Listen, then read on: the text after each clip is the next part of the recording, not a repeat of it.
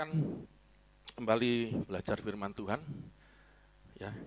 Minggu lalu kita udah belajar, udah banyak sih yang kita pelajari ya. Saya ingin menggabungkan atau pelajaran itu atau khotbah itu kita tidak hanya bicara masalah diri kita, saudaraku.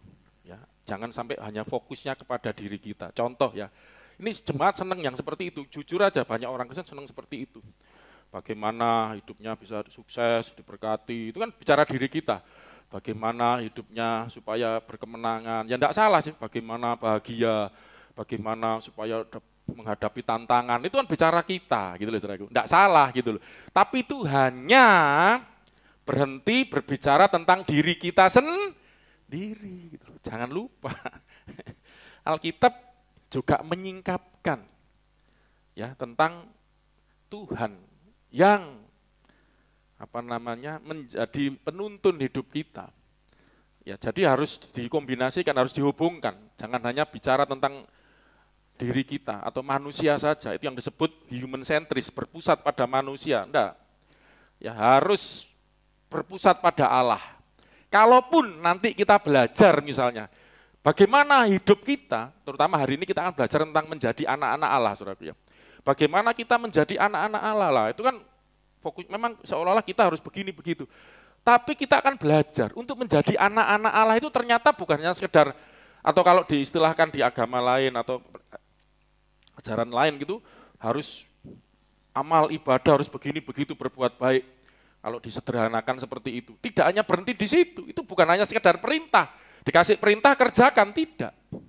Tetapi istilah kita menjadi anak-anak Allah itu kesimpulannya, saudaraku. Jadi mau berbuat baik, yang berbuat ini itu ya, mengasihi, memberi segala macam itu sebenarnya disimpulkan itulah kehidupan sebagai anak-anak Allah. Amin, saudaraku.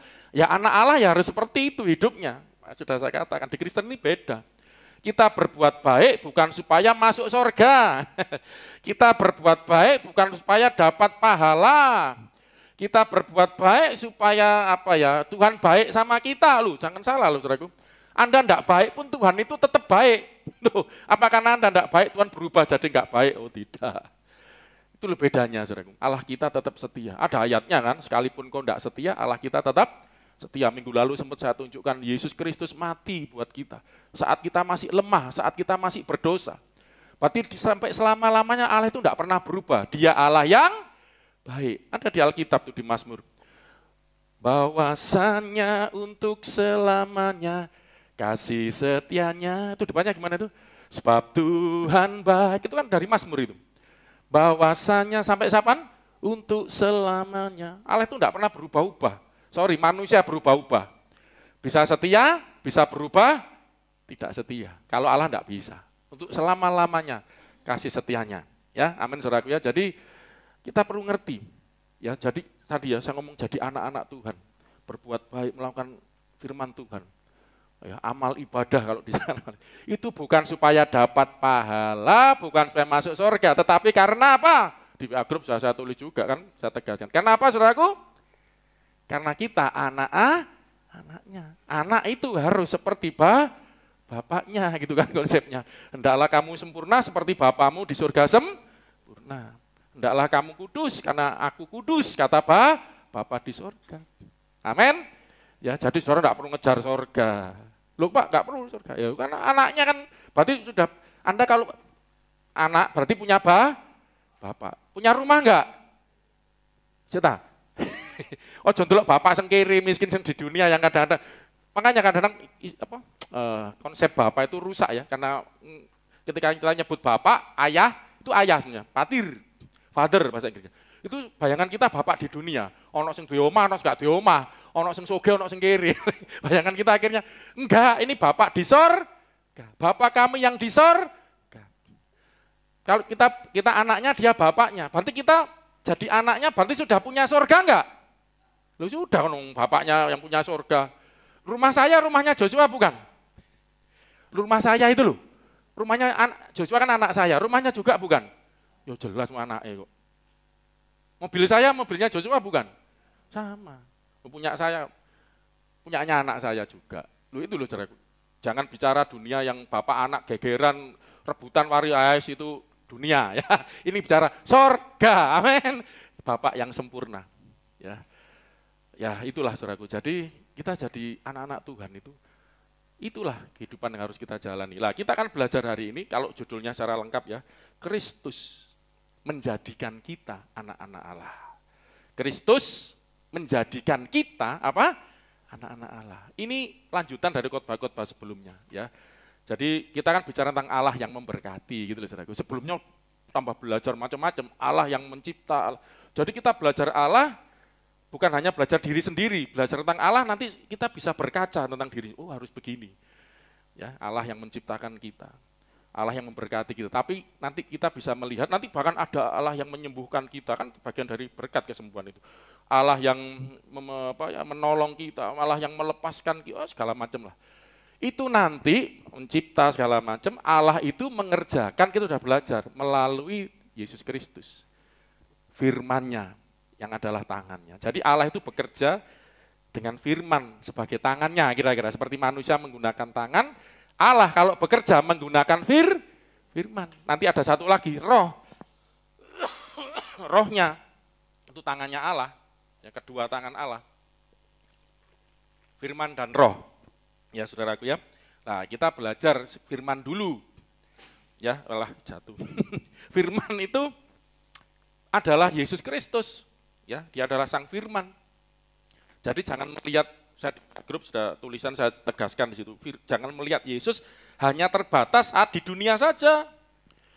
Sebelum dia lahir ke dunia, ini di istilah teologi dibiasakan, namanya prainkarnasi. Coba 1, 2, 3, dia punya pra itu sebelum. Sebelum in itu masuk, karne itu daging, itu dari bahasa Latin. Sebelum masuk ke dalam daging, Yesus itu sudah punya pra sebelumnya. Sebelumnya, makanya dia ngomong, sebelum Abraham lahir atau jadi, aku, ya itu bentuk sekarang, sudah saya pernah ajarkan itu, aku yang adalah sekarang ini.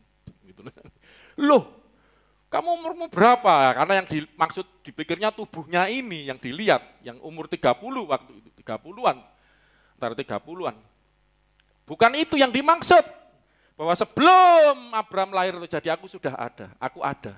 Seperti sekarang ini, yaitu sebagai sang firman. Bahkan sebelum dunia dijadikan, Yesus sudah ada. Karena dia yang mencipta segala sesuatu. Lah kita harus ngerti ini dulu. Jadi Allah itu bekerja itu dengan firman-Nya sebagai tangannya. Itu.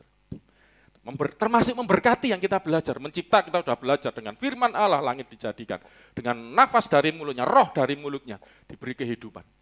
Nah kita akan lihat Allah memberkati juga dengan tangannya, Tuhan Yesus ini.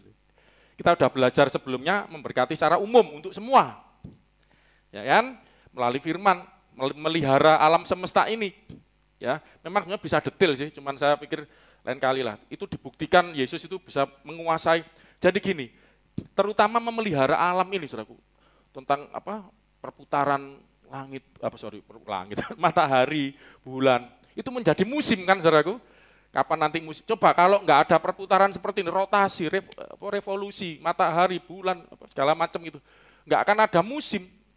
Nanti nggak ada panas, nggak ada hujan. Makanya disimpulkan panas dan hujan itu secara sederhananya.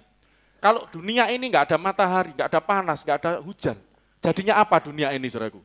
Nggak akan ada kehidupan, ini berkat umum. Makanya Matius 5:47 itu ya, 48-nya, hendaklah kamu sempurna seperti Bapa di surga. Di atasnya Bapa itu baik kepada semua orang, gitu loh. Yang baik maupun yang jahat, memberi panas, memberi hujan pada mereka, nggak pilih-pilih gitu. Itu berkat secara umum. Dan itu dikerjakan melalui firman. Saya bisa detail, saya kapan, wah iya ya, saya detailin bisa. Itu dengan firman. Jadi dengan firman itu bukan cuma perkataan. Firman itu logos, itu hikmat, kecerdasan gitu loh. Jadi itu dunia ini bisa berjalan ini karena kecerdasan, hikmatnya Allah, logosnya Allah. Ya, jadi makanya menopang segala yang ada gitu ya. Itu lain kali ya diperdalam lagi. Saya waktu lihat wah ini bisa diperdalam lagi. Ini aja saya ngajarin itu udah mumet-mumet jemaat ya. Itu Yesus sebagai firman. Jadi Allah itu mencipta dengan firman, memelihara semesta, ciptaannya juga dengan firman-Nya juga. Memang saya sudah jelaskan, tapi saya belum perdalam lagi bisa. Dan itu dibuktikan waktu Yesus di dunia. Dia bisa memerintahkan angin, benar enggak? Waktu ada badai, diam, tenang loh. Gitu. Bisa perintah, saudara coba ada angin badai, tornado lewat, ayo berhenti, kentir. Katut. Kalau kecuali Tuhan kasih mujizat ya, nanti kita juga akan belajar mujizat di dalam Yesus. Oke, sekarang Allah memberkati itu juga melalui tangannya, Yesus Kristus ini.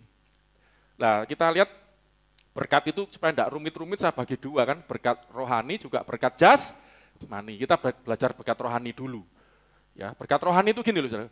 Rohani, jasmani. Rohani itu berkat yang sifatnya rohani, pneumatikos atau spiritual, spirit yang roh, yang tidak kelihatan, spirit itu tidak kelihatan.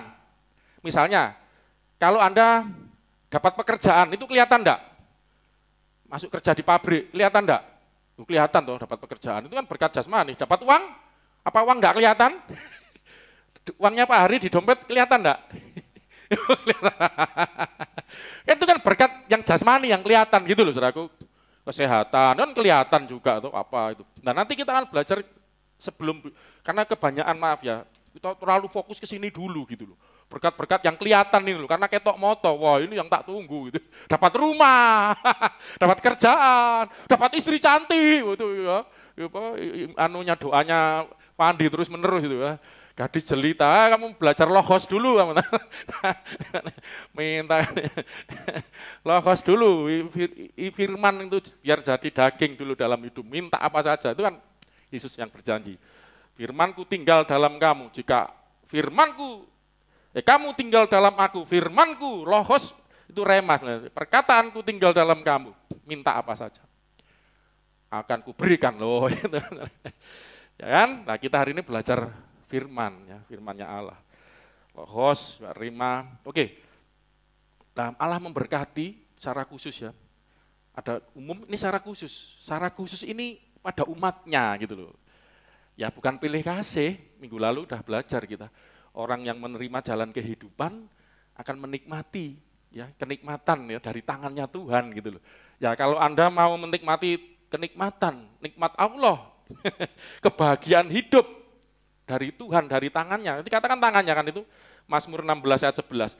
Itu dari tangannya, dari Yesus. Karena Anda menerima jalan kehidupan. Itu bicara Yesus, sudah saya khotbahkan minggu lalu. Lah berkat rohani yang tidak kelihatan ini, tapi sifat rohani, itu saya awali dengan berkat sebagai anak Allah, ini penting. Ya, justru ini kuncinya. Dan nanti kita akan belajar juga tentang karunia, tentang itu karena merembetnya ke sana. Ya, jadi kita minggu lalu tentang anak Allah masih sedikit. Lah, kita membiasakan diri menyebut kita ini anak-anak Allah. Coba katakan 1, 2, 3, anak-anak Allah. Anak-anaknya Allah. Bapak kita siapa? Allah. Gitu loh. Allah kita panggil Bapa di surga. Itu Allah. Anak-anak Allah, tapi bentuk jamak, jangan keliru. Banyak gitu loh. Kita tidak boleh sebenarnya nyebut Bapakku, itu secara teologis salah. Yang hanya boleh menyebut Bapakku itu Tuhan Yesus. Nah dari sini saya tidak terlalu rumit lah, ini bisa diperdalamnya. Dari sini kita sudah bisa, orang bisa ngerti. Berarti yang disebut anak Allah itu bukan berbicara secara biologis, secara seksual, secara jasmani. Anda jadi anak-anak Allah ini, bapaknya kan berarti Allah kan. Ibunya siapa?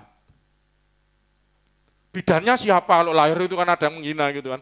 Gundulmu, kowe ora belajar ya, congormu tok, nek pinter gak akan ngomong gitu. Wong kita lho anak-anak Allah. Bidane sapa? Ya mbok rah nek bidan desa. Itu ibuke sapa? Ya ibuku. Bapakku sama bapakku Pak Soeharno, loh itu bapak secara rohani, amin. Gitu loh. Kita disebut anak-anak Allah. Di Allah melahirkan Yesus secara rohani, spiritual, secara teologis. Atau secara teologis. Apa? Bukan secara fisik, biologis, jasmani, kawin sama siapa Allah, bapak itu kawin. Oh ngaco itu ya, sampai ngenyek bidane sapa lho, enggak gitu. Itu adalah ketika, kenapa disebut anak, kan sudah sering, kenapa ya coba? Yesus itu kenapa kok ada gelar? Itu gelar, saudara. Ini dikit-dikit harus ngerti. Nanti sebelum masuk ke kita anak-anak Allah, kan itu Yesus itu anak Allah, kita anak-anak Allah juga. Kok bisa lah? Saya mau jelaskan hari ini gitu loh. Makanya Kristus menjadikan kita anak-anak Allah. Saya tadi tanya apa? Kenapa Yesus kok punya gelar? Jadi gini, gelarnya itu anak Allah. Banyak Kristus segala macam. Anak Allah. jati dirinya, apa ya?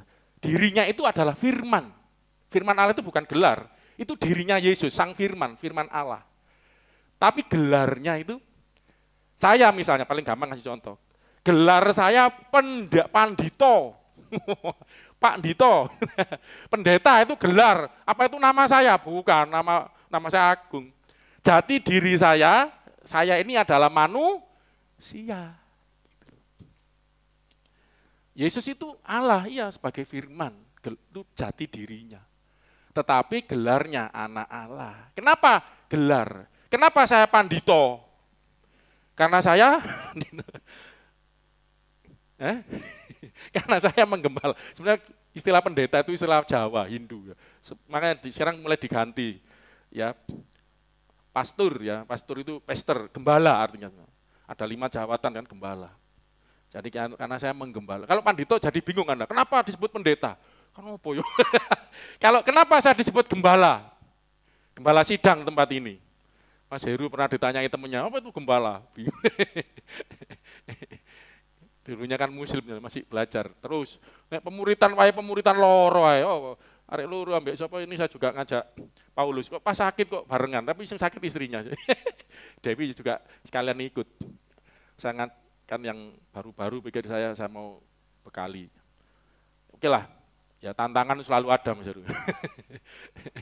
Tapi nek loro tak paksa ngomong kok gak masuk ya, selain kali ya gitu ya, masih ada waktu. Oke ya, kenapa saya disebut gembala? Karena saya menggembalakan kayak gitu. Kenapa kamu disebut anak? Keluar dari bapak? Yo bukan, keluar dari ibumu. Makanya ini lebih menekankan lagi kenapa Tuhan Yesus itu ini secara rohani, ini secara teologis. Yesus itu keluar dari Bapa. Yohanes 8 ayat 40. Berapa itu? Yesus 42. Yohanes 8, aku datang dan keluar dari Bapa. Wow, ada anak keluar dari Bapa. Keluar semua dari ibu. Berarti ini istilah teologis. Keluar.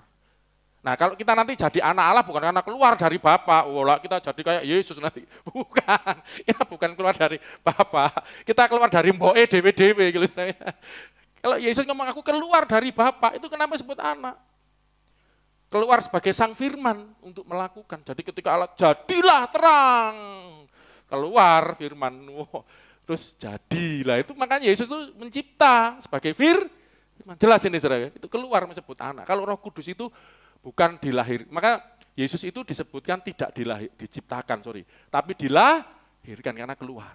Kalau Roh Kudus dihembuskan, nah ini singgung dikit tentang Roh Kudus, dihembus, nafas kan, ruah itu nafas, nafasnya Allah, nafas kehidupan yang beri kehidupan, dihembuskan.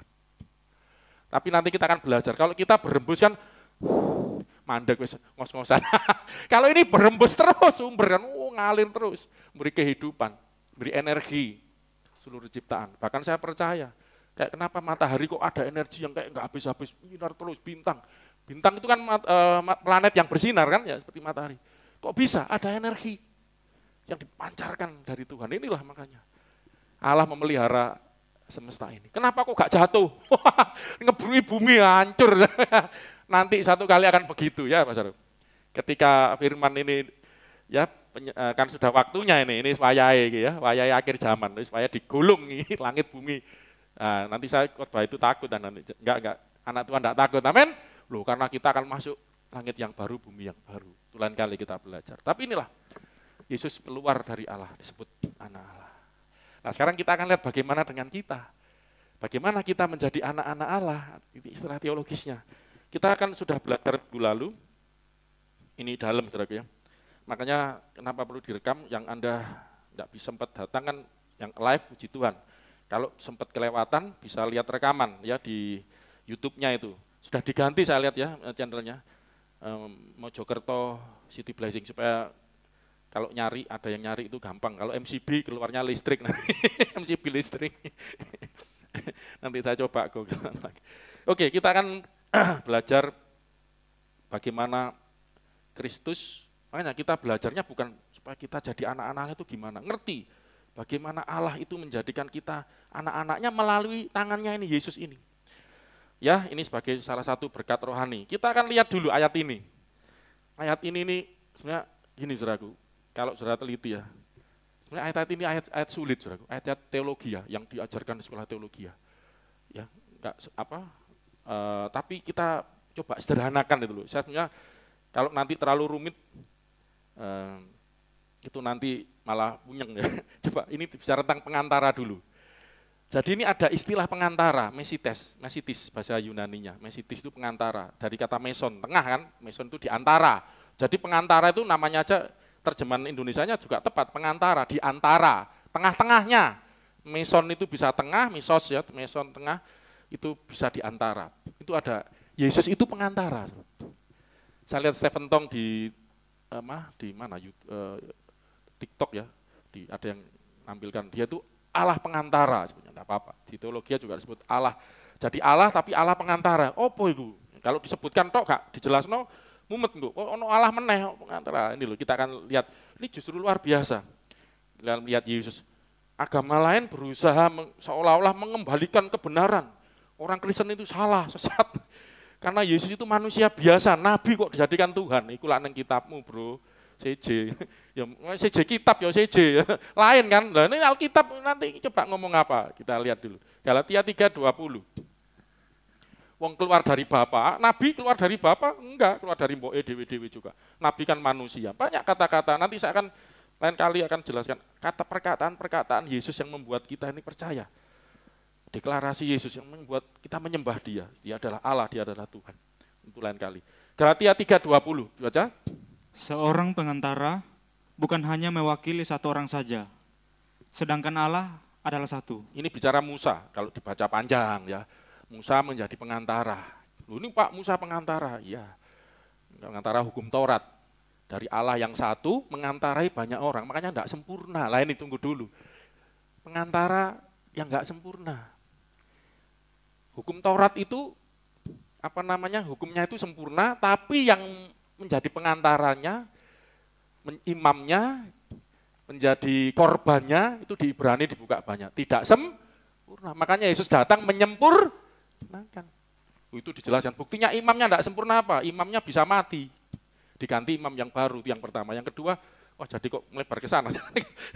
Imamnya itu berdosa juga. Makanya dia harus mengorbankan, mempersembahkan korban untuk dosanya juga, selain kalau Yesus sempurna, tidak berdosa, tidak suci, ya, tidak bercacat, makanya jadi imam yang sempurna, dia juga jadi korbannya yang sempurna, kira-kira gitu.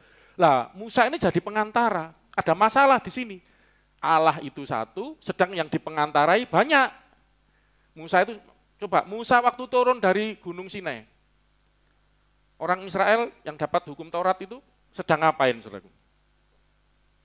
Nyembah berhala malah. Sampai dipecahkan, dibuatkan yang baru, tetap tidak sempurna ya. Sekarang orang Israel yang asli, saudaraku, saya kapan-kapan bisa buyar sudah. Makanya apakah Israel yang sekarang ini perlu dipertanyakan, banyak orang ngaku-ngaku Yahudi Israel umat Tuhan, harus dicek dulu gitu loh. Makanya jangan kadang terlalu menyamakan lah ya. Nanti lain kali kita bahas. Sampai mereka, saya lihat coba belajari mereka, itu sekarang mereka punya ini saya sudah ngomong sama Joshua cerita. Yang disebut orang Yahudi sekarang, yang asli ini adalah lahir dari ibu. Karena sudah campur-campur kan, saudaraku. Jadi yang lahir dari ibu Yahudi, itulah Yahudi. Sampai, itu muncul gonta-gantian, ruwet lah. Makanya yang penting bukan keturunan secara jasmaniah. Walaupun Tuhan, saya percaya masih ada, karena itu janji Tuhan. Nanti di akhir zaman itu mereka akan diselamatkan. Tapi enggak semua orang kan gampang ngaku Yahudi umat Tuhan, orang Israel, apakah yang di sana secara murni seperti itu harus dipertanyakan, karena banyak ateis juga loh. Saya kaget lihat YouTube di Yahudi sana, di Israel sana. Ada yang ateis, ada yang ini kan ngaku-ngaku darah Yahudi aja, enggak jamin. Ya, oke lah kita enggak bahas itu. Tapi intinya enggak sempurna. Pengantaranya, seorang pengantara, satu kan seorang, bukan hanya mewakili satu orang, satu bangsa. Banyak kan? 3 juta itu perkiraan, kalau ditulis semua. Kalau 600.000 laki-laki kepala kakak itu. Allah satu, ini banyak, kayaknya enggak mampu. Memang nabi-nabi itu, makanya di Ibrani dikatakan, dulu Allah bicara dengan nabi-nabi. Sekarang di akhir zaman dia berbicara melalui anaknya sendiri, yaitu firman yang keluar dari dia jadi manusia untuk menyempurnakan pekerjaan-pekerjaan sebelumnya. Makanya kalau di kita, nabi terakhir itu bukan saudara Muhammad itu, bukan. Kalau kita nabi mereka, enggak. Yang terakhir penutup para nabi itu adalah Tuhan Coba logikanya gini, itu Ibrani 1 itu. Pada zaman dahulu Allah berbicara kepada nenek moyang kita melalui perantaraan para nabi, nabi-nabi. Sudah, dan pada zaman akhir dia berbicara melalui anaknya, Yesus Kristus. Melalui dia Allah menciptakan, itu Ibrani 1 ayat 1, 2, 3, segala sesuatu. Nah sekarang sudah datang anaknya, wis kamu lihat anak sama dengan lihat Bapa, karena Bapa di dalam anak, aku dan Bapa satu. Ya toh, kamu percaya, kamu mengenal aku sama dengan mengenal Bapa, enggak bisa datang Bapa. Selesai, disempurnakan. Terus ono tekoneh, misalnya ini logika kita kan, ada nabi lagi, ini yang terakhir lu, kok ono meneh. Ora wis. Wis ngajarin meneh, CJ meneh. Lain. Ya apa Saudaraku? Nah, makanya saudara harus hati-hati lihat ini ya. Jadi Islam itu bukan kelanjutan dari Kristen, bukan. Justru malah antitesa, beda. Lihatlah semua, makanya terus, oh palsu, Taurat Injilnya palsu karena beda, cara langsung diomong palsu. Kalau saudara mau tahu ya, lahirnya Yesus itu bukan di kandang Bethlehem, saudara, kalau di sini, di sana. Yesus yang jelas kan Yesus mati disalib, di sana enggak, kan sudah beda. Yesus lahirnya di kandang Bethlehem, di kandang domba, di sana enggak, di bawah pohon korma, ya apa?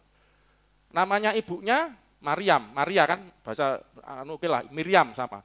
Tapi Miriamnya ini anaknya saudaranya Harun. Ya toh. Ayahnya namanya bapaknya Musa itu loh. Siapa itu? Imran. Lah kan itu bagi kita Miriam yang saudaranya Harun, anaknya Imran itu saudaranya Musa gitu loh. Kan CJ. Itu sudah lain lah, sudah baca lain semua. Ada yang pokoknya kita usah bahas kitabnya orang lain. Intinya Yesus itulah yang penutup sebetulnya ya. Coba kita lihat juga ayat ini, 1 Timotius 2 ayat 5. Itu kan makanya kita jadi Kristen, iman kita kepada Kristus. Kalau enggak ya, makanya saudara jangan campur adukan dengan ajaran sana sini. Inilah Alkitab itu udah hukum kitab Taurat, kitab para nabi, tulisan-tulisan suci ya. Kemudian Injil, ajaran Yesus yang dituliskan oleh para rasul, kemudian surat-surat para rasul sendiri yang menafsirkan ajaran-ajaran Yesus, menjelaskan ajaran Yesus pada surat-suratnya pada jemaat, itu sudah selesai. Terus setelah 700 tahun kemudian muncul ajaran lagi ya, saudara kalau mau percaya silakan. Wong ini yang sudah lama ribuan tahun, tiba-tiba ada muncul baru ngomong, ya saudara jangan sampai salah makanya. Coba ayat ini, 1 Timotius, Mbak, 2, bukan Korintus, ayatnya 5. 1 Timotius 2 ayat 5. Nanti saya akan jelaskan apa maksudnya pengantara. Karena Allah itu Esa. Allah itu Esa. Tadi kan dari Allah yang Esa harus berhadapan dengan banyak orang, seorang pengantara satu, Musa. Tidak sanggup. Nabi itu manusia juga. Tidak bisa jadi. Makanya ini pengantara yang dulu itu nabi-nabi memang dipakai Tuhan. Bukan kita menafikan nabi ya. Nabi tetap dipakai Tuhan sebagai alatnya, pengantara Tuhan berbicara kepada umatnya. Tapi akhirnya Tuhan sendiri bicara melalui firman-Nya sendiri yang jadi manusia, Yesus Kristus itu. Apa tadi dikatakan, Allah itu Esa dan Esa pula dia yang menjadi pengantara antara Allah dan manusia. Pengantara antara Allah dan manusia yaitu manusia Kristus Yesus. Yaitu manusia Kristus Yesus. Orang loh itu toh Yesus kan manusia. Ya memang Yesus manusia juga, jangan salah. Yesus itu manusia juga. Manusia itu tubuhnya. Tapi dia sang firman. Jadi gini loh, Yesus itu ini kemarin kebetulan ada seminar teologi. Wah, jadi tapi sedikit aja kristologi ya. Jadi gini, Yesus itu adalah Allah. Allah tapi bukan sang Bapa, Allah sang firman-firmannya Allah. Dari Allah. Jadi Yesus ini kenapa kok ada kata Esa, dia manusia? Ini sebenarnya sedang waktu itu ada ajaran-ajaran Gnostik, ajaran dari aliran Yunani itu ya, mencampur aduk kan. Mengganggu ajaran Kristen di situ. Sehingga seolah-olah Yesus itu ada dua. Esa itu artinya kan satu di sini. Saya tidak usah jelas. Esa itu ada tiga sebenarnya. Satu, one, the first, and united. apa itu bahasa ini? Satu, the first, yang pertama juga kesatuan. Itu arti echad. Saya Ibrani itu ada echad, ada yahid. Yahid itu baru angka satu, angka itu yahid. Gitu loh, saudara harus beda. Makanya digunakan echad, digunakan jadi esa. Ya, bahasa Indonesia jadi esa, echad. Lah itu saudaraku, waktu itu ada pemikiran, ya ini aneh-aneh ya. Terus karena agama-agama pagan, penyembah berhala kan. Yesus itu seperti dua dianggap mereka, kecampur-campur aduk kan. Jadi Yesus itu ada dua gitu. Ya toh, padahal Yesus itu satu. Yesus itu satu. Jadi gini, ini agak unik. Kalau Tritunggal itu satu Allah, jadi gini, satu hakikat, ini gak ngerti gak apa-apa lah. Sering didengerin aja. Satu hakikat, tiga pribadi. Satu, yang satu apa? Hakikat kan Tritunggal, ada tiga, ada yang satu. Yang satu itu apa, yang tiga apa? Yang satu itu namanya hakikat atau unsur atau esensi. Gitu aja lah. Satu unsur, satu esensi, satu hakikat. Yang tiga pribadi. Ngerti neng kok ayo. Tapi Yesus itu kebalikannya justru. Hakikatnya dua. Loh. Hakikatnya dua, pribadinya satu. Gitu loh. Makanya satu. Coba supaya ngerti, hakikat itu gini, tapi ini tidak bisa dibuat contoh Allah karena agak runyam nanti. Saya, Pak Hari, Mbak Ani, semua saudara semua ini, Keva, ini hakikatnya manusia. Substansi kita ini manusia. Tapi punya pribadi sendiri. Itu loh saudaraku, itu namanya hakikat dan pribadi. Dua pikiran dewe-dewe lah, punya hidup sendiri-sendiri. Tapi ini kalau dibuat contoh Allah sulit, berarti Allah terpisah, enggak. Allah itu tidak terpisah, firman dan Allah dan firmannya tidak pernah terpisah. Sulit makanya ngasih contoh. Tapi supaya dapat gambaran hakikat dan pribadi begitu. Lah Yesus itu pribadinya satu, bukan punya pikiran apa hidupnya dua gitu. Yesus A, Yesus B, enggak. Itu kayak orang apa namanya itu yang penyakit apa kejiwaan itu. Apa yang bipolar itu loh. Apa tuh jenenge istilah anunya itu? Kepribadian ganda, seperti itu kan, bukan kayak gitu. Jadi itu kepribadian ganda itu sebenarnya itu istilah saja, pribadinya satu, cuman stres, mancar loro. Ini bukan pribadi dua, itu seolah dalam diri saya ini ada Agung, ada Joshua gitu. Wah, ya runyam. Yesus itu pribadinya satu, tapi hakikatnya dua. Lah ini, hakikatnya itu apa? Manusia, ini disebut manusia. Yesus juga Allah. Ya enggak ada yang seperti ini, saudaraku. Jadi Yesus itu Allah dan manusia. Jadi bukan setengah Allah, setengah manusia, setengah dewa apalagi. 100% Allah, 100% manusia. Ayatnya banyak, coba ini dulu ya. Supaya nanti tahu ini pengantara, ini bukan pengantara seperti Nabi, seperti Musa. Enggak ngatasi. Saya bukan menjelekkan Nabi maksudnya, cuman intinya Nabi itu juga manusia, enggak melayani juga. Tapi tidak sempurna seperti Yesus yang datang justru untuk menyempurnakan. Kolose 1 ayat 19. Gampang kok, Kolose 1, 19, Kolose 2, 9. Itu nanti sama kok. Karena seluruh kepenuhan Allah. Penuh itu 100% atau 50%? 100%. Penuh. Allah yang penuh, berkenan diam di dalam dia. Dia ini Tuhan Yesus maksudnya. Nah, supaya lebih jelas, Kolose 2 ayat 9. Jadi seluruhnya Allah ya, 100% diam di dalam Yesus. Dalam apanya? Sebab dalam dialah. Dialah ini Yesus yang dimaksud, kalau baca panjang kalau atasnya. Terus? Berdiam secara jasmania seluruh kepenuhan kealahan. Jasmaniah ini somatos, bahasanya tubuh, soma itu tubuh. Berdiam secara tubuh. Seluruh kepenuhan Allah. 100% enggak? Jadi enggak setengah Allah. Ini makanya kenapa muncul ayat saat Esa pengantara itu. Ini karena zaman dulu itu aneh-aneh, sempat muncul aliran macam-macam. Yesus itu seolah-olah ada dua gitu loh. Enggak, Yesus yang sama gitu loh. Makanya ada ayat kan Yesus yang sama, tetap sama kemarin dulu. Itu Yesus yang sama, enggak Yesus yang lain gitu loh. Ya toh seluruh kepenuhan Allah berkenan 100% diam dalam jasmaninya Yesus, tubuh somatosnya Yesus. Somanya Yesus. Jelas ya, jadi Yesus itu, inilah pengantara itu. Ya kita kembali. Nah kita akan lihat kenapa disebut pengantara. Ini enggak terlalu dalam ya. Ini masih, kalau saya dalemin muntah-muntah nanti, jangan dulu. Ini sepintas saja. Jadi supaya Anda ngerti ada pengantara. Yesus itu disebut pengantara, Mesites. Pengantara itu antara Allah dan manusia. Tapi Yesus ini punya keunikan. Contohnya Musa juga pengantara. Sebagai manusia, ya, sebagai nabi menjadi pengantara. Tapi Yesus sebagai pengantara ini, tidak bisa disamakan dengan manusia biasa. Ya, dia menjadi pengantara ini di dalam diri Yesus ini bertemulah Allah dan manusia. Saya ulangi pelan-pelan ya. Pengantara itu, gini, saya istilahkan pengantara, itu adalah tempat bertemunya. Ya, yang satu dengan yang lain. Misalnya pasar. Pasar itu tempat bertemunya apa, saudaraku? Penjual dan pembeli, kan kayak gitu, saudaraku. Pengantara. Ya toh, ada menjadi apa? Istilah sekarang yang umum lah orang bisnis itu, makelar. Menjadi pengantara bagi bertemunya makelar rumah Pak Ari, makelar mobil. Pernah jadi makelar enggak? Saya pernah nyoba sekali enggak jalan. Jual tanah berapa miliar tuh dapat bonus, sudah hitung-hitung ya. Gak jadi beli yang lain, sudah saya sampai ke sana, sampai ada itu pernah mau cari tanah buat pabrik katanya. Banyak itu. Mempertemukan, pengantara itu mempertemukan, ada yang mau cari barang, cari sama yang mau menjual. Jadi mempertemukan dua pihak, gampangannya ngono lah ya, gak usah angel-angel. Lah Yesus itu jadi pengantara mempertemukan dua pihak.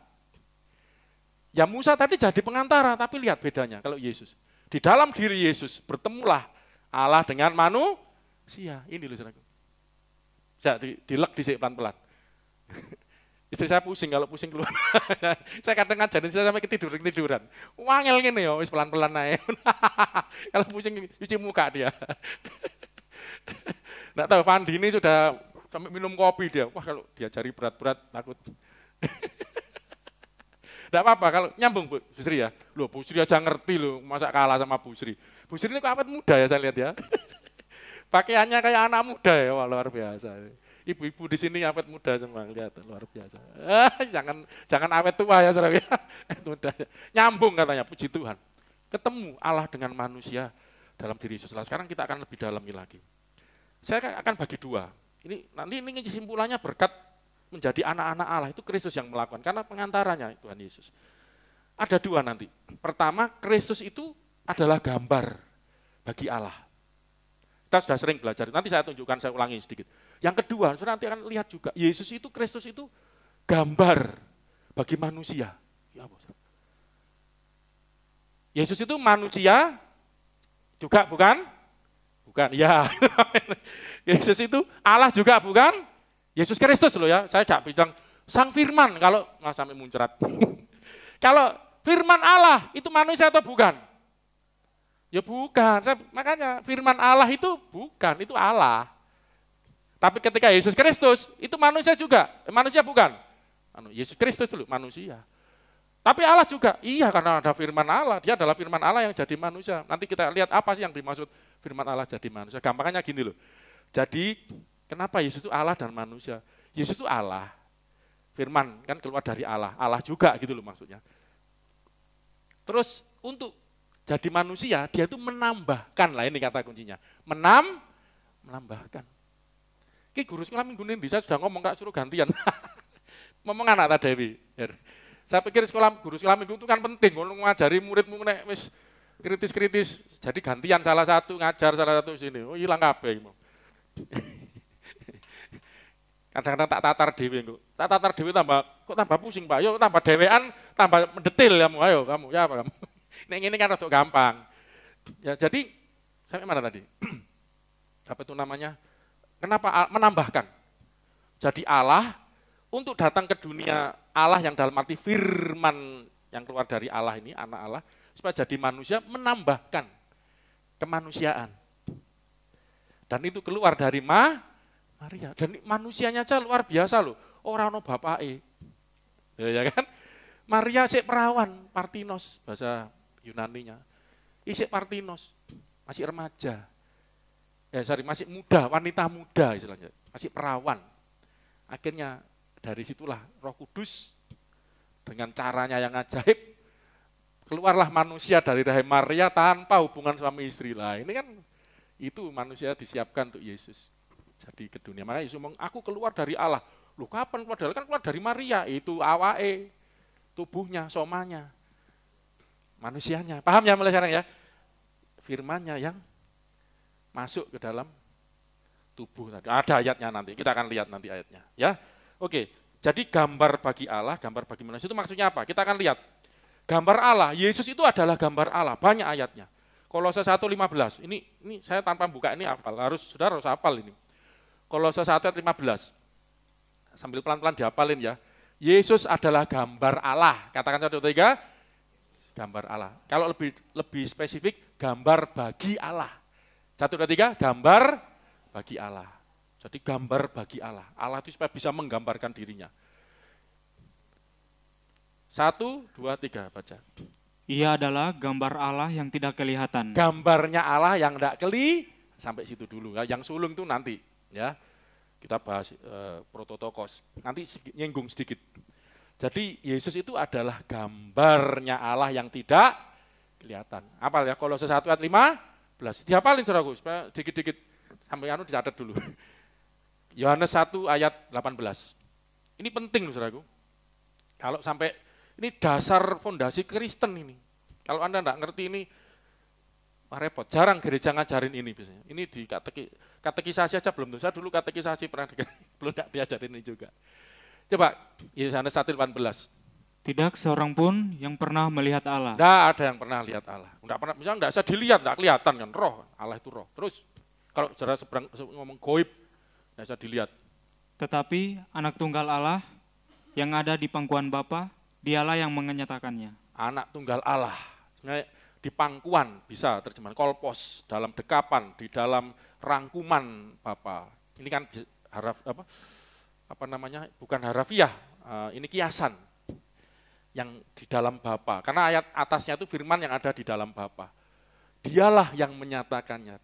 Ini aja kalau bahas anak tunggal, bahasa Yunaninya itu monogenis. Monogenis. Mono itu satu-satunya, tunggal makanya, hanya, genis itu dilahirkan. Nah, tadi kita sudah belajar, dilahirkan satu-satunya. Makanya kalau kita nanti ada ayat dilahirkan oleh Allah, bukan berarti kita, makanya Yesus itu anak tunggal. Kita bukan anak tunggalnya Allah, kita anak-anaknya Allah, karena kita bukan monogenis gitu loh.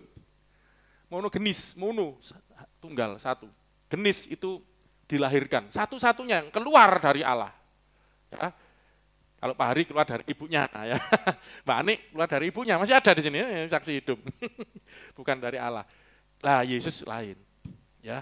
Oke, jadi enggak ada yang pernah lihat Allah, tapi anak tunggal yang keluar dari Allah ini, monogenis yang dilahirkan Allah ini. Dialah yang menyatakannya. Dialah anak Allah inilah yang membuat orang jadi paham. Oh, Bapa itu gini. Makanya Yesus Yohanes 14 ayat kira-kira. Nah, kira pitu apa wolu? Pitu wolu songo. Kalau 6 itu sudah hafalan ya. Akulah jalan, benar dan hidup. Kenapa Yesus ngomong begitu? Ayat 7. Yohanes 14 ya, ayat 7-nya. Kan ayat 6-nya, akulah jalan dan kebenaran dan hidup. Tidak ada seorang pun yang sampai atau datang kepada Bapa kalau tidak melalui aku. Karena aku yang keluar dari Bapa, menjelaskan Bapa, membuat orang paham pada Bapa. Ditambahkan di sini ngomong apa? Sekiranya kamu mengenal aku. Yesus yang ngomong, kamu kenal aku? Pasti kamu juga mengenal Bapakku. Pasti kenal Bapakku. Sekarang ini kamu mengenal Dia dan kamu telah melihat Dia. Ini ngomong sama muridnya, sekarang ini kamu telah kenal Dia, kamu telah lihat Dia. Kaget muridnya, 8, kapan? Terus, ayo, lalu. Nanti komputernya mau dibawa, Joshua mau dibetulin. Nanti kamus-kamus apa biar masuk, enak bisa lihat bareng-bareng. Kata Filipus kepadanya, Tuhan, tunjukkanlah Bapa itu kepada kami. Itu sudah cukup bagi kami. Ya kan?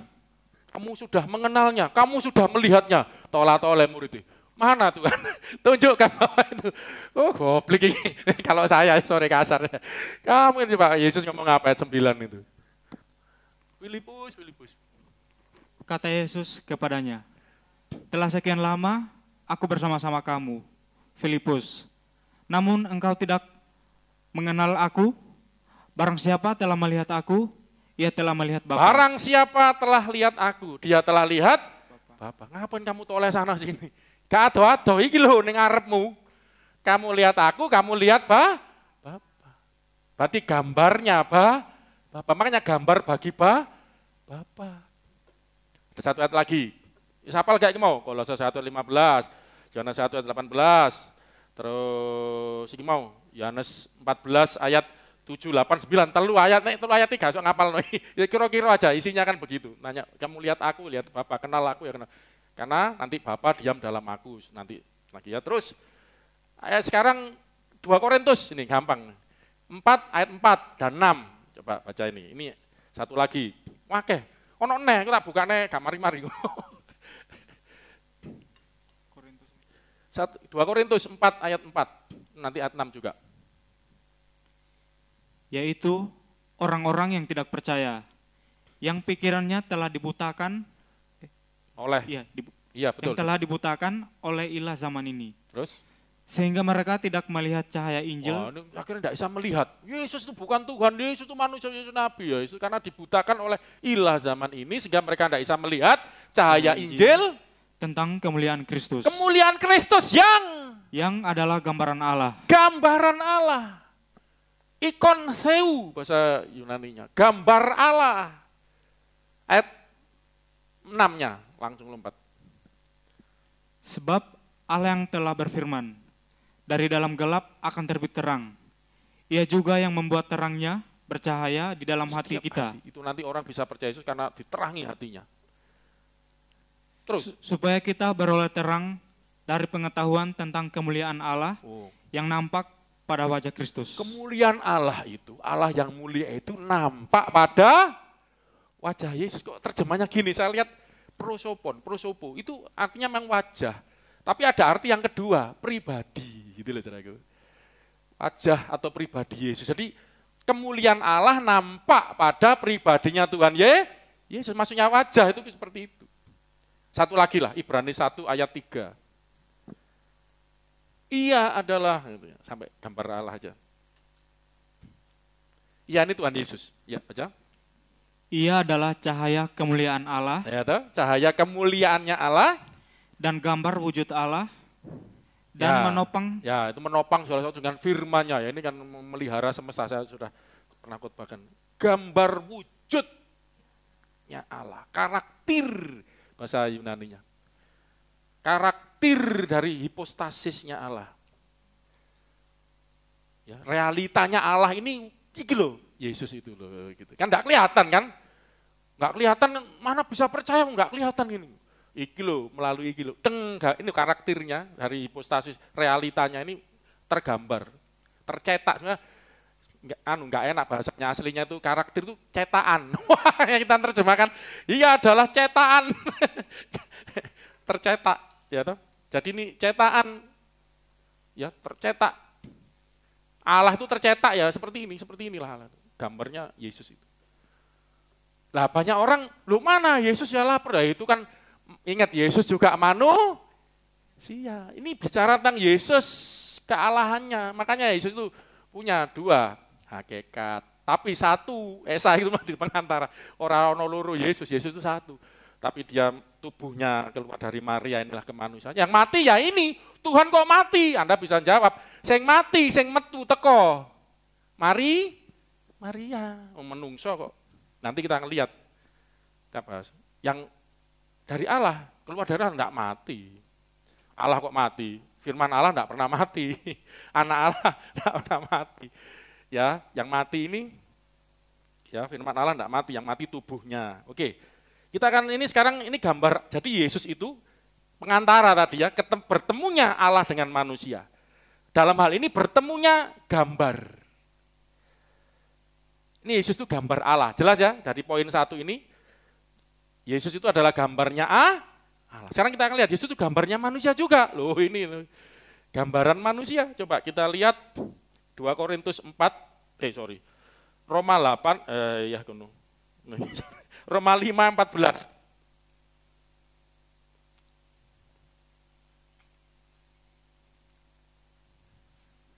Roma 5 ayat 14.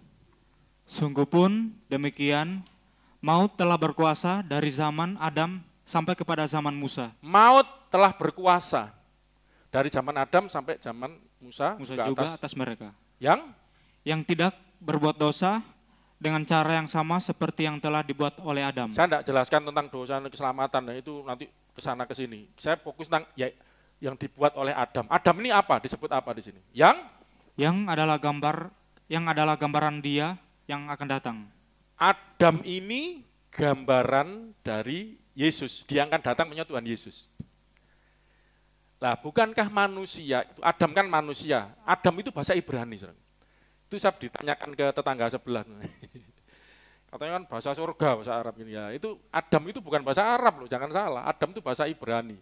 Artinya manusia. Anak-anak Adam itu Bani Adam.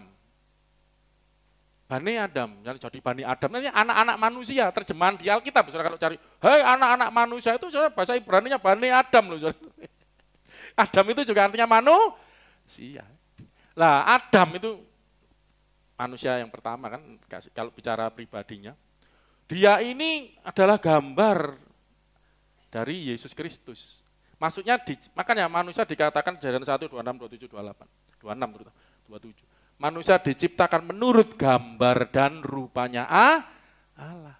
Itu sudah belajar di poin pertama. Siapa gambar Allah itu? Tuhan Yesus. Jadi gampangannya gini, saudaraku. Allah itu bisa dilihat enggak? Tidak kan? Dari lagi. Kalau manusia mau diciptakan menurut gambar Allah, enggak ketol.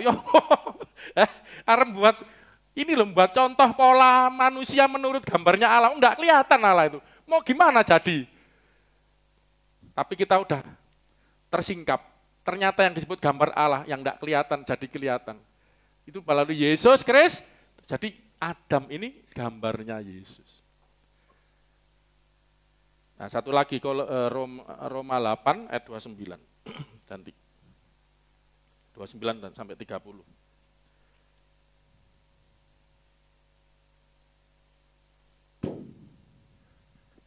Sebab semua orang yang dipilihnya dari semula, mereka juga ditentukannya dari semula untuk menjadi serupa dengan gambaran anaknya. Mereka yang dipilihnya dari semula. Nah, kata-kata dari semula. Ini berarti sejak semula, kalau minggu lalu ya saya sudah buka Efesus 1 ayat 4, kita ini jadi anak-anak Allah itu sejak dunia belum dijadikan, maksudnya direncanakan. Sudah direncanakan Allah sebelum dunia dijadikan. Jadi Tuhan itu mau menciptakan manusia, kenapa menurut gambarnya Allah adalah Yesus itu, supaya nanti juga jadi anak-anaknya. Buka ini dulu aja, nanti sebelum ke sini. Karena kita bicara gambar manusia ya, gambar Yesus itu gambar bagi manusia juga. Nanti maksudnya apa? Efesus 1 ayat 4 minggu lalu ya. Diulangi sedikit. Efesus 1 ayat 4. Sebab di dalam Dia, yakni Tuhan Yesus, Allah telah memilih kita sebelum dunia dijadikan.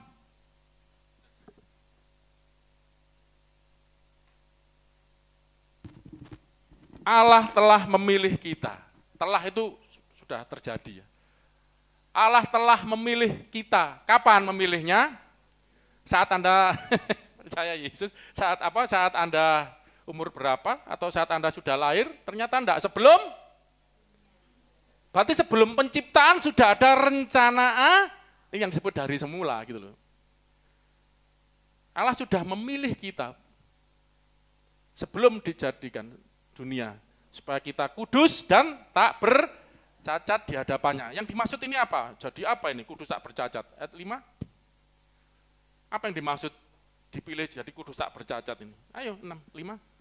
Dalam kasih Ia telah menentukan kita dari semula oleh Yesus Kristus. Dari semula ya, sebelum dunia dijadikan melalui Yesus untuk menjadi anak-anaknya. Anak-anaknya Dia, Bapa itu loh, Allah itu.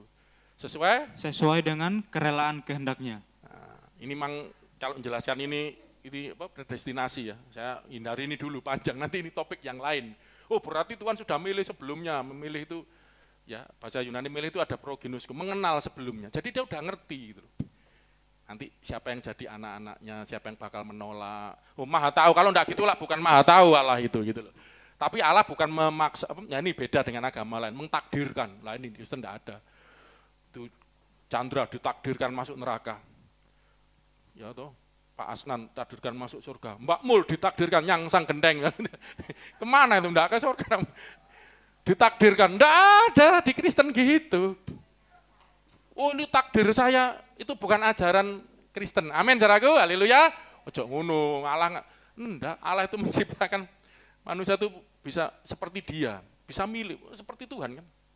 Seperti gambarnya Tuhan, punya kuasa dalam arti bisa milih. Mau milih jadi anaknya atau enggak. Tapi Tuhan itu sudah tahu gitu loh. Sebelum dibentuk itu bakal ini ya wis seru, tapi itu pilihanmu dewe. Ngerti saudaraku ya? Karena manusia bukan robot, pilihanmu dewe. Ya nanti lain kali belajar itulah ya. Ini kok bisa saling kayak bertentangan kayaknya ini. Nah, itu pilihan Anda, tapi Allah itu sudah tahu. Ini nanti jadi ini, tahu. Nanti saya sudah pernah belajar Yudas itu loh, itu aja masih diberi kesempatan bertobat loh, jangan salah. Padahal ngerti ini bakal, tapi Tuhan tetap adil. Semua diberi kesempatan, amin. Semua baik dan jahat diberi berkat juga. Jangan salah. Ya oke lah, nanti lain kali kita bahas. Oke, jadi untuk jadi anak-anaknya sudah semula direncanakan melalui Yesus. Ini makanya ini kan ayat minggu lalu, makanya saya terucutkan. Kenapa apa yang dimaksud melalui Yesus? Kenapa saya berikan judul Kristus menjadikan kita anak-anaknya? Ini kembali ke konsep memang Allah yang menjadikan kita, Yohanes 1:12. Siapa yang menjadikan kita anak Allah? Ini saudara jangan nanti bingung. Allah, Yesus. Nanti pertanyaannya sama, siapa yang menciptakan dunia semesta ini? Allah, Yesus. Siapa itu juru selamat? Jangan kayak pendeta kepleset ngomong gitu. Juru selamat itu Allah, Yesus bukan, kacau. Allah juru selamat, Bapa itu. Yesus juga juru selamat. Allah pencipta, Yesus juga pencipta. Loh, kok sama?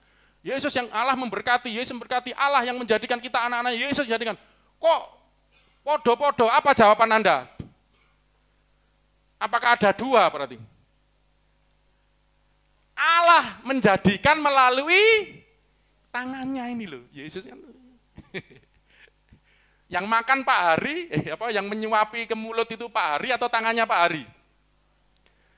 Ya disebut dengan Pak Hari sedang menyuapi mulutnya kan sama. Pak Hari sedang menyuapi mulutnya dengan tangan, sama aja kan. Itu bukan gampang jelasin. Ya, ada Allah, ada Yesus. Nanti yang menjadikan kita anak-anak Allah itu kalau lengkapnya Allah melalui Tuhan Yesus. Oke, kita akan lihat. Tetapi semua orang yang menerimanya diberinya kuasa. Menerima Yesus maksudnya. Supaya menjadi anak-anak Allah. Yaitu mereka yang percaya dalam namanya. Dalam nama Yesus. Terus? Orang-orang yang diperanakan bukan dari darah ya kan? Atau dari daging. Kita jadi anak-anak Allah ini bukan karena secara perkawinan, secara kelahiran darah dan daging, secara jasmania. Tetapi terus? Bukan pula secara jasmani oleh keinginan seorang laki-laki. Melainkan dari Allah. Dari Allah, itu aja jelasannya. Jadi berarti Allah yang melahirkan, memang betul. Allah yang menjadikan kita anak-anaknya. Tapi kenapa sama nanti? Allah yang mencipta, iya. Tapi Allah mencipta dengan tangannya, yaitu firman-Nya, yaitu Yesus. Kita sudah kenal itu Yesus. Dan juga ini, Allah menjadikan kita anak-anaknya. Makanya judulnya Kristus menjadikan kita anak-anak Allah. Melalui Yesus Kristus. Di Efesus 1 tadi, melalui Yesus Kristus kita jadi anak-anaknya. Itu kan ungkapannya, firman, logosnya, perkataannya. Remanya, perkataannya. Tapi bagaimana penjelasannya, logosnya, ilmunya ini. Nah ini kita akan lihat. Ya inilah Yesus gambar bagi manusia juga selain gambar Allah. Makanya pengantara di tengah-tengah. Bertemunya Allah dengan manusia dalam diri Yesus. Dia manusia juga, dia Allah juga. Yesus itu pengantara yang sejati. Roma 8:29 tadi, ulangi, dibaca lagi. Angel gak saudaraku? Lumayan kan ya, ngeleken dia lah gak apa-apa. Nanti lain kali karena mungkin baru denger kan, ini bukan karena angel ya, baru denger, baru diperdalam gitu. Oke, baca terus. Sebab semua orang yang dipilihnya dari semula, mereka juga ditentukannya dari semula. Makanya saya katakan, dari semula ini kan saya arahkan ke pengertian sebelum dia dijadikan. Dari semula sudah dipilih, dari semula sudah ditentukan untuk menjadi apa? Untuk menjadi serupa dengan gambaran anaknya. Gambaran anaknya. Jadi manusia itu memang dicipta menurut gambarnya rupa Allah, yaitu Yesus. Supaya sejak semula memang harusnya seperti itu. Sejak semula manusia itu harus Serupa dengan gambarnya siapa? Allah di dalam Yesus Kristus. Gambar Allah, Yesus. Harus seperti Yesus. Makanya kita tadi nyanyi, ku mau sepertimu Yesus. Ini bukan supaya diberkati, supaya enggak, itu efeknya saja. Itu adalah sudah rencana Allah. Sejak kapan? Sejak semula. Kapan itu yang dimaksud semula? Sebelum dunia dijadikan, dipilih, ditentukan dari semula. Kamu itu, saudara dan saya harus menyerupai gambaran Yesus. Ini aja saya jelaskan tentang sama dan serupa aja beda. Homioma sama, kalau sama itu serupa, mirip. Jadi gini, Yesus itu adalah sama dengan Allah, kalau kita ini mirip. Nah, beda, seperti. Jangan salah, kalau kita sama dengan Allah, waduh, Anda kan Allah nanti. Ya. Kata-kata Yunaninya itu di Septuaginta itu diciptakan menurut rupa gambar itu ada kata homioma, kata menurut, mirip. Ya, nanti lain kali diperdalam lagi enggak apa-apa. Supaya manusia supaya ditentukan, dipilih supaya seperti gambar Yesus sejak semula, supaya ia anaknya itu Yesus Kristus maksudnya, anak Allah tunggal itu tadi, menjadi yang sulung di antara banyak saudara. Ada istilah Yesus itu anak tunggal Allah, anak sulung Allah.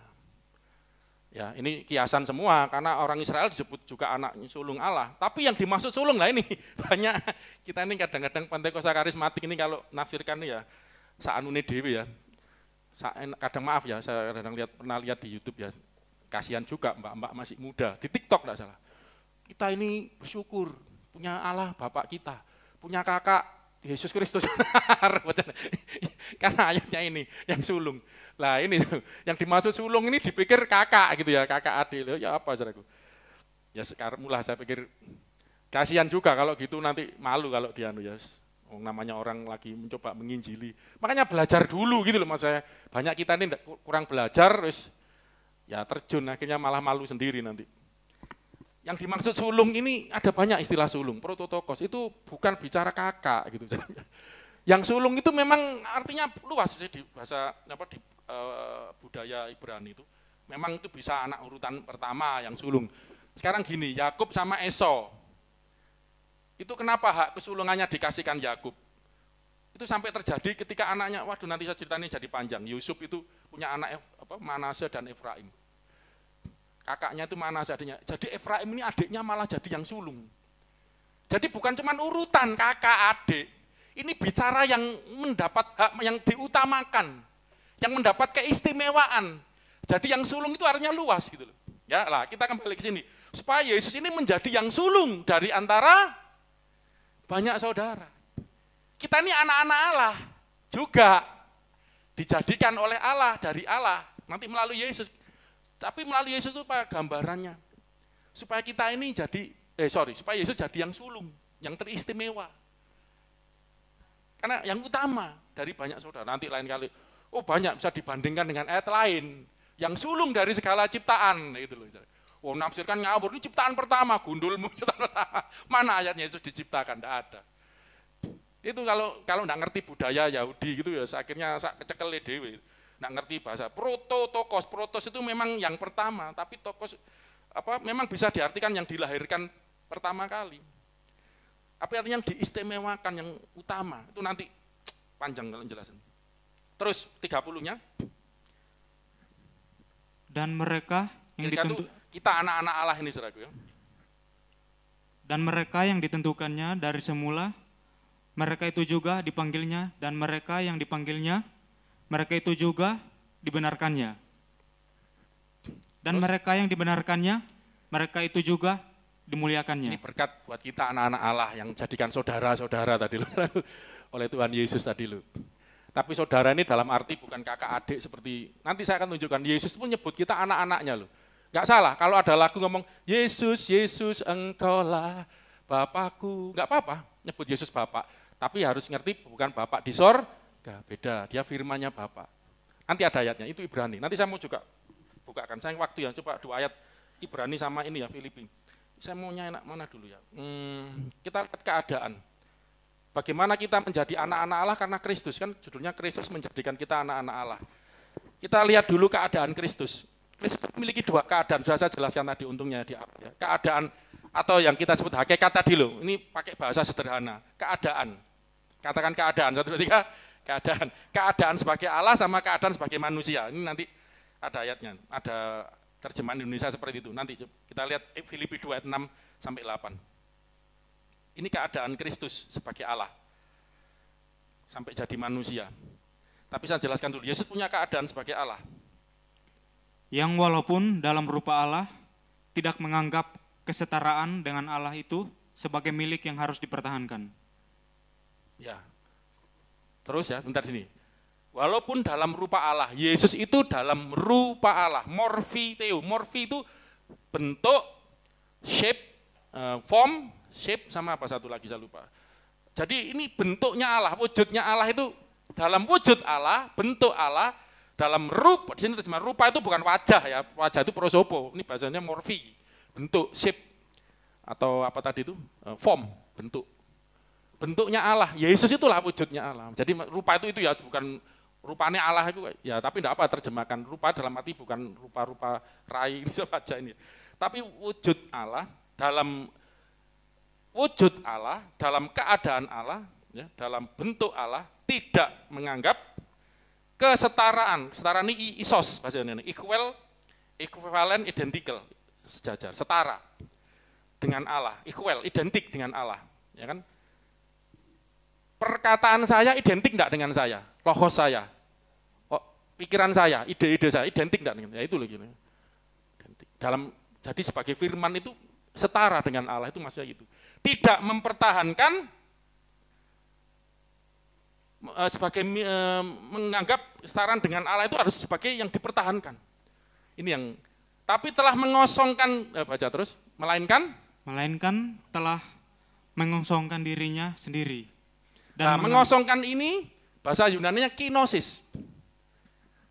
Ya, kinosis. Jadi kinosis itu terjemahnya macam-macam. Ya. Kinosis itu mengosongkan diri itu bukan terus Allahnya hilang, tidak. Mengosongkan diri itu merendahkan diri, banyak tafsiran itu, merendahkan dirinya, atau without no reputation, itu terjemahan King James itu no reputation, apa reputasinya dihilangkan. Sebagai Allahnya itu reputasi, bukan Allahnya hilang, reputasinya yang hilang. Atau kalau buat gampang itu ya, bahasa gampang ya, Tuhan Yesus itu menyembunyikan kealahannya gitu loh. Mengosongkan itu disembunyikan kealahannya dalam rupa manusia menjadi dan mengambil baca dan mengambil rupa seorang hamba dan menjadi sama dengan manusia. Jadi Allah, keadaan Allah itu dikosongkan, disembunyikan gitu loh.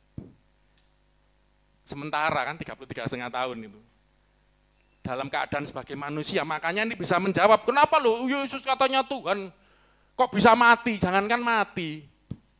Lapar aja bisa nggak Yesus lapar? Lalu laparlah Yesus, haus bisa nggak? Nangis bisa nggak? Loh ini sakit dah, nyembuhkan.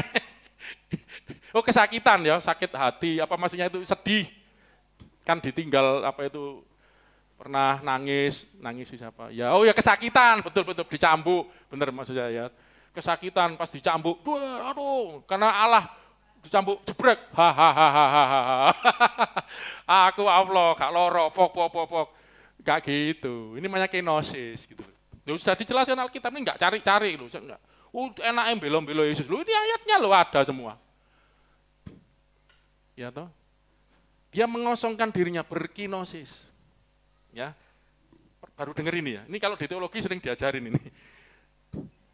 Untuk mengosongkan dirinya, mengambil rupa seorang hamba jadi manusia dalam terus keadaan sebagai manusia. Dan dalam keadaan sebagai manusia, ia telah merendahkan dirinya dan taat sampai mati, bahkan sampai mati di kayu salib. Dalam keadaan apa saudaraku? Sebagai Allah? Manusia. Allahnya tadi, keadaan Allah tadi diapain? Dikenosiskan, dikosongkan, disembunyikan. Dihilangin dulu, kalau enggak gitu enggak mati nanti. Tapi dalam keadaan sebagai manusia, merendahkan dirinya bahkan sampai mati di atas kayu salib. Ini basic enggak pelajaran ini? Saudara bisa jelasin. Enggak cuman biasanya, ya apa Tuhan kok mati, oh mati nebus dosa kok. Nah ini lebih, coba ini agak intelek dikit lah, agak apa namanya jelasinnya, gak asal ngomong, woy, ada dasarnya. Itu karena Yesus berkinosis, waduh bingung tambahan, biarin, kalau orang mau tanya aja jawabin gitu. Karena Yesus sedang berkinosis sebagai sang keadaan Allah, di kenosis dia. Oh kenosis, menyembunyikan. Ya keadaan Allah menjadi keadaan manusia. Satu lagi, saya tutup karena waktu ya. Ibrani 2 agak panjang tapi saya harap ini bisa nutup. Ini kayaknya harus minggu depan dilanjutkan. Ya apa ini? Ibrani 2 11 sampai 18. Lumayan 9 ayat ini. Mulai 10 aja, mulai 10. Tapi 10 ini tidak saya jelaskan karena ada sesuatu yang perlu terjemahan yang perlu dijelasin, tapi saya harap Anda secara singkat aja nanti. Mulai 10. Sebab memang sesuai dengan keadaan Allah yang baginya dan olehnya segala sesuatu dijadikan. Keadaan Allah itu seperti ini dijelaskan ya, yang baginya dan olehnya segala sesuatu dijadikan, pencipta berarti. Dia yang olehnya diciptakan, baginya itu diciptakan, itu keadaan Allah, yaitu Allah yang membawa banyak orang kepada kemuliaan.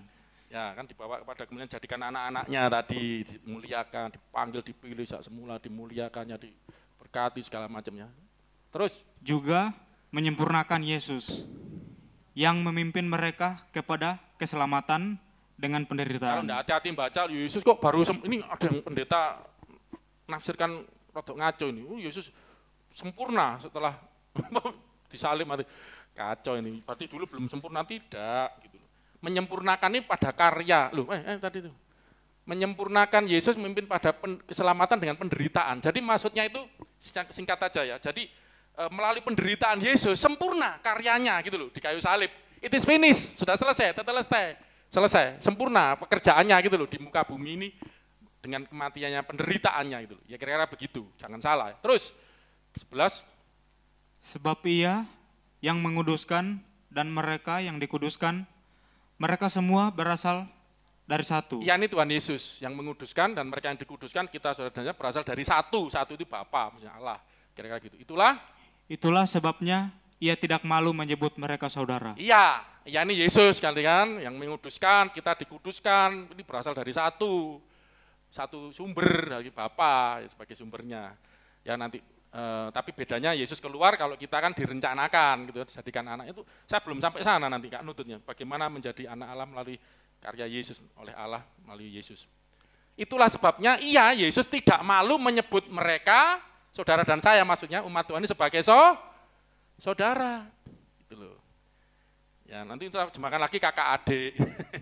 Ini yang istimewa. Terus 12, ini saudaraku. Katanya. Saya tunjukkan, Anda boleh nyebut Yesus Bapa kok. Gak usah diganti lagunya. Yesus, engkau lah Bapakku, salah, Bapa surga. Ini ayatnya ada. Aku akan memberitakan namamu kepada saudara-saudaraku. Yesus yang ngomong. Ini Yesus ngomong ini Mazmur, ngutip dari Mazmur. Aku akan memberitakan engkau, Bapa, namamu Bapa, kepada saudara-saudaraku. Ini saudara dan saya ini loh. Umat Tuhan. Dan memuji-muji engkau di tengah-tengah jemaat. Terus? Ini dan lagi, Mazmur. Aku akan menaruh kepercayaan kepadanya. Dan lagi, sesungguhnya, inilah aku. Aku dan anak-anak yang telah diberikan Allah kepadaku. Anak-anak yang diberikan Allah kepadaku. Nanti saudara bisa baca, ada di Injil itu antara Matius, Markus, Yohanes. Yesus pernah nyebut murid-muridnya anak-anakku. Tinggal sesat itu anak-anakku. Sebut anak, enggak apa-apa. Saudara saya sebut anak-anak saya, boleh enggak? Anak rohani saya kan. Walaupun lebih tua mungkin. Tapi karena saya gembala, Tuhan percayakan ya, saya sebut Anda anak-anak saya, enggak masalah. Padahal Anda punya bapak sendiri kan. Kira-kira begitu loh. Ya. Jadi inilah aku dan anak-anak yang diberikan. Inilah aku dan anak yang telah diberikan Allah kepadaku. Oke, saya lanjut. 14, enggak usah bahas itu. Karena anak-anak itu adalah anak-anak dari darah dan daging. Ini saya sedang menjelaskan pengantara. Yesus itu pengantara Allah dan manusia. Kita sudah ngerti Yesus adalah gambarnya Allah. Sekarang kita lihat Yesus gambarnya manusia. Sudah tunjukkan ayat bahwa manusia ciptaan menurut gambarnya Allah, yaitu Yesus. Ya, dan manusia ini Yesus jadi gambaran bagi manusia. Coba lihat ayat ini. Karena anak-anak itu, saudara dan saya, maksudnya manusia itu anak-anak dari? Baca terus. Anak-anak dari? anak-anak dari darah dan daging. Darah dan daging kita ini loh ya, jasmaniah kita darah daging. Maka ia juga menjadi sama dengan mereka dan mendapat bagian dalam keadaan mereka. Mereka ini yang dimaksud saudara dan saya ini loh, anak-anak yang dimaksud dunia, anak-anak manusia ini loh, darah dan daging. Jadi Yesus itu akhirnya mendapat bagian, menjadi sama, mengambil rupa seorang hamba, menjadi sama seperti manusia. Jadi manusianya sama enggak dengan kita, saudaraku, kira-kira. Keadaannya sama dengan keadaan mereka. Bisa lapar, bisa. Jadi apa yang Anda rasakan, Yesus bisa rasakan. Ya, Anda bisa sedih. Yesus sebagai manusia memiliki keadaan yang sama. Waktu Lazarus mati, nangis juga. Waktu Yudas berkhianat, sedih juga. Ada muridnya yang ini sama dengan keadaan mereka supaya oleh kematiannya ia memusnahkan dia, yaitu iblis yang berkuasa atas maut. Dengan keadaan sebagai manusia, sama dengan manusia, mati sebagai manusia, ngalami kematian sebagai manusia, Yesus justru memusnahkan iblis yang berkuasa atas maut. Kok bisa? Secara singkat, waktu manusia mati itu manusia masuk mana? Alam maut, kematian. Masuk alam maut untuk apa, saudaraku? Jadi orang mati itu, ya maaf ya, ajaran lain beda ya, ada yang inkarnasi muter-muter nanti lahir lagi, ada yang dikubur di apa sih, enggak. Manusia mati itu ada di hadis, atau hadis kalau bahasanya hadis, alam maut terjemahnya. Di situ itu ngapain, saudaraku? Di penjara, ditawan. Makanya Yesus nanti membebaskan tawanan. Ditawan sejak Adam mati, karena dikuasai oleh iblis, alam maut itu. Ditawan di situ. Di penjara di situ. Lah Yesus waktu mati sebagai manusia. Kalau manusia mati masuk alam maut. Yesus ketika mati juga sama. Dalam keadaan manusia masuk ke dalam alam maut seperti manusia. Tapi waktu masuk alam maut, iblis kaget. Loh. Iki anak Allah, iki firman Allah. Waduh ampun. Ini. Kunci ini, cekel ini. Buka tawanan. Makanya Yesus waktu naik bangkit ke surga itu, bangkit, kubur-kubur terbelah itu orang-orang mati kudus dahulu bangkit. Di mati sudah menampakkan diri juga, mulai Adam sampai semua. Karena tertawan, terus waktu Yesus, nah dibawa kemana itu? Dilepaskan dari alam maut, dibawa kemana? Firdaus atau Taman Eden. Iya tuh. Hari ini juga, guru sekolah minggu lagi muncul, Heran ku ajaran dewe ya. Tadi aja mumet ya Pak, delok rekamane, hari ini juga Yesus pernah ngomong sama penjahat di sebelah kanannya. Hari ini juga engkau bersama-sama aku di mana? Firdaus. Itu ikut. Pak Sri, Pak Kadi, ayahnya Mbak Ani, siapa namanya Pak siapa? Pak Ngetemu. Yang sudah meninggal ayah saya, ibunya Mas juga, bapaknya dulu. Sekarang ada di mana? Sudah percaya Yesus. Ada di Firdaus bersama Yesus. Enak, Taman Eden. Loh itu bukan saya, Yesus yang ngomong itu. Enggak disiksa kubur, enggak dianu. Makanya di dalam Yesus ada jaminan, keselamatan. Ya, ada di Firdaus. Oh, kematiannya sebagai manusia. Ini saya belum selesai. Ini pengantara sebagai manusia ini, keadaan manusia ini dengan matinya memusnahkan iblis yang berkuasa atas maut. Kenapa? Selama ini orang mati, tertawan, terpenjara, ada enggak pernah lihat orang mati terus bangkit? Mati terus jadi batang, mati terus jadi jenazah, terkubur tinggal tengkorak, tulang belulang bahkan bisa habis. Tapi Yesus mati dalam perjalanan manusia, bangkit, berarti kalah. Maut kalah. Maut telah dikalahkan, iblis yang berkuasa maut punah. Punah itu kekuasaannya punah, dikalahkan. Makanya ini saudara, kalau bisa jelasin ini, wow. Ini saya mumet Pak. Wes engko ngrungokno meneh. Ini Yesus, kenapa Tuhan kok mati? Ya ini mati karena dalam keadaan seperti kita merendahkan kenosis tadi, jadi supaya dengan kematiannya memunahkan iblis. Terus 12. Saya harap guru-guru sekolah minggu yang baru muncul nanti dilihat YouTube-nya ya, belajar lagi ya. Ini penting untuk ngajarin anak-anakmu nanti.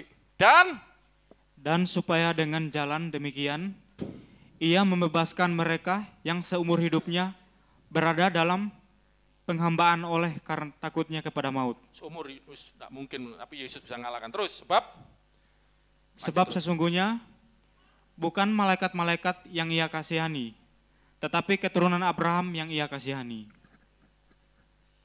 Terus. Itulah sebabnya. Jadi Yesus mati dalam keadaan manusia itu bukan untuk malaikat, saudaraku, luar biasa, untuk saudara dan saya.